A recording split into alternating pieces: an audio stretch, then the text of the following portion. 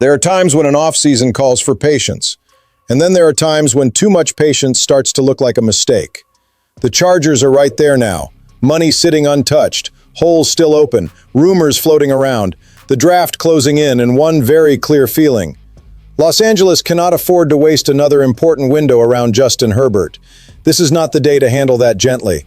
This is the day to demand a real read, real urgency, and real answers before opportunity turns into regret. If you follow every Chargers move with that same fire, hit the like button and come with me. This first story hits a nerve because this is not about lacking resources or a franchise trying to survive under pressure. The Chargers went through free agency like a team with no room to move, even though they had more than enough space to hit a lot harder. That is what wears fans out. You look at nearly $100 million in cap space. You look at Mike McDaniel coming in. You look at Justin Herbert needing a more complete roster. And the question basically asks itself, why did Los Angeles act like its hands were tied? Joe Ortiz laid out the philosophy. Smart investments, targeted players, no shopping spree, build through the draft. Pay the guys the organization knows. Sounds good, right? In theory, it does. Nobody here is asking for chaos or blind spending on overpriced names. The problem is when caution crosses the line and turns into passivity. And that is exactly how this felt. Yes, the Chargers got better at center with Tyler Biadasz. But let's be honest. Upgrading over Bradley Bozeman was the bare minimum, not some front office masterstroke. And once you start looking at the rest of the moves, the picture feels a lot flatter than a team in this spot should accept. Charlie Kolar helps as a blocker. Alec Ingold brings a specific profile. Cole Strange still carries the disappointment of not becoming what he was supposed to be. Kendall Milton was not exactly a player another contender was desperate to keep. These were functional moves, but not the kind of moves this moment was begging for. And that is where the criticism gets real. The big problems are still sitting there. The interior offensive line still needs serious help. The defense still needs help at multiple levels.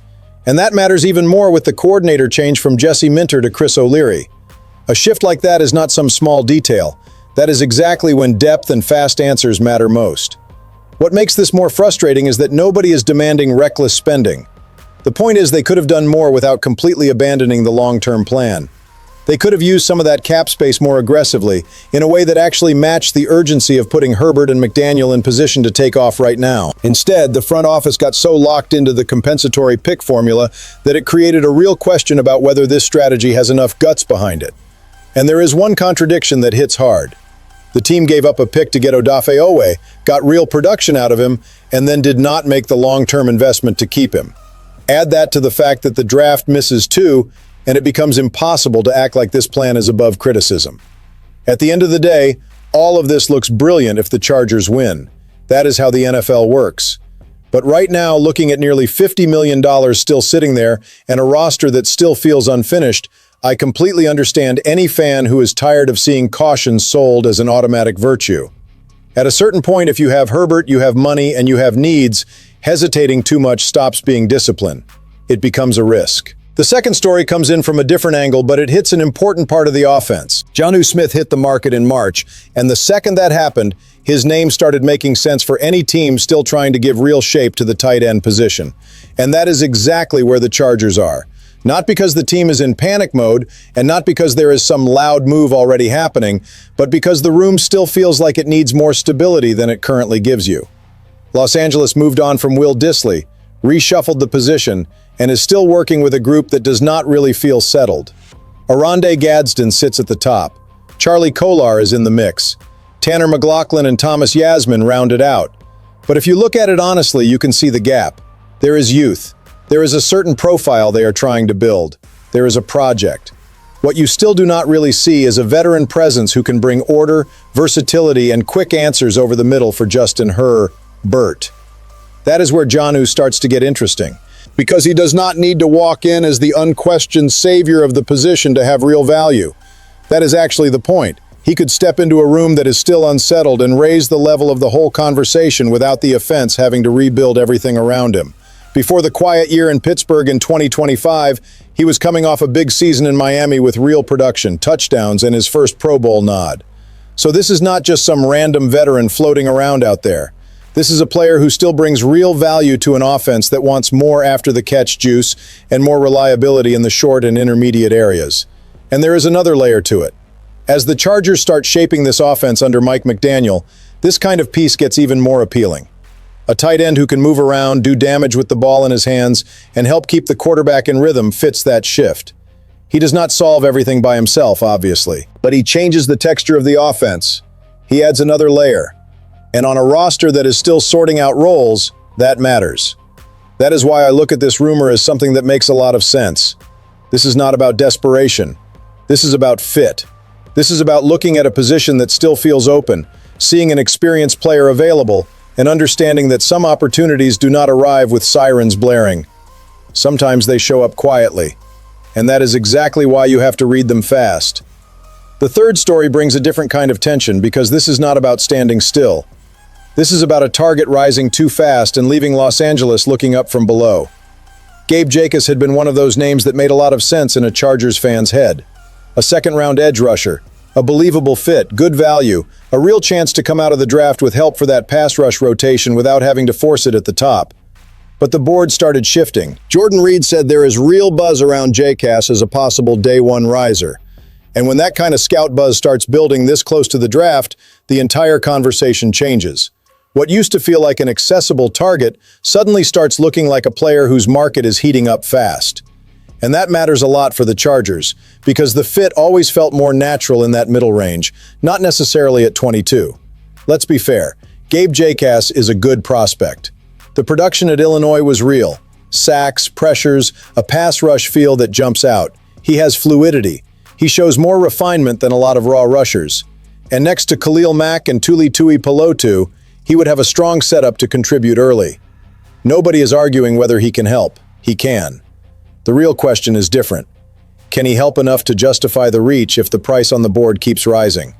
That is where the danger is for me. Because if the Chargers stay at 22, there is a very real chance they will have access to more tempting profiles at that spot. TJ Parker, Akeem Messidor, Keldrick Falk, maybe even one of the elite defensive tackles in the class. So using that pick on Jacas would already require a very specific level of conviction. Now imagine the plan is to move back in the first, stack more capital, and go get him later. If he is really climbing into the back end of day one, that plan starts falling apart too. So no, this is not a disaster, but it is a real shift in the picture. And a late change like that punishes teams that fall too hard for one answer too early.